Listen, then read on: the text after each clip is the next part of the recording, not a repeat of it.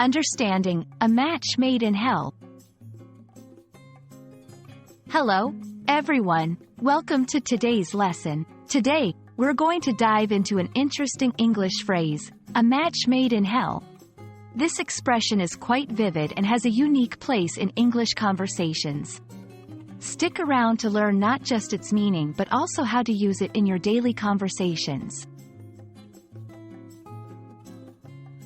The phrase, a match made in hell, is a twist on the more commonly heard phrase, a match made in heaven.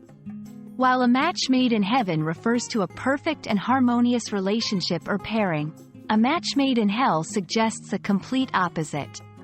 It's used to describe a relationship or pairing that is exceptionally bad, problematic, or incompatible. The word, hell, in this context is used metaphorically to represent a situation or pairing that causes trouble or misery.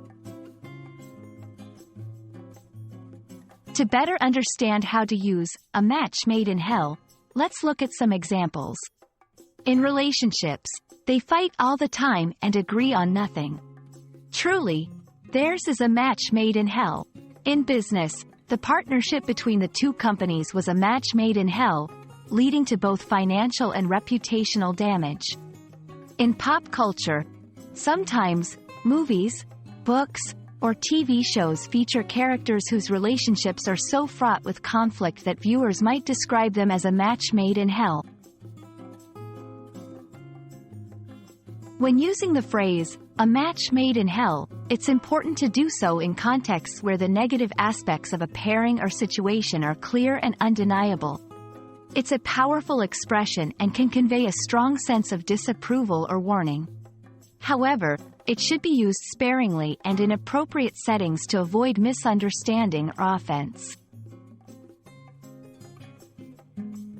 A match made in hell is a colorful expression that adds depth to our conversations about relationships and pairings that are notably bad or incompatible. Like many phrases in English, it's a reminder of how language can be playful yet insightful in describing the world around us. We hope this video has shed light on this interesting phrase, and you feel more comfortable using it in your English conversations. Thank you for joining us, and see you in our next lesson.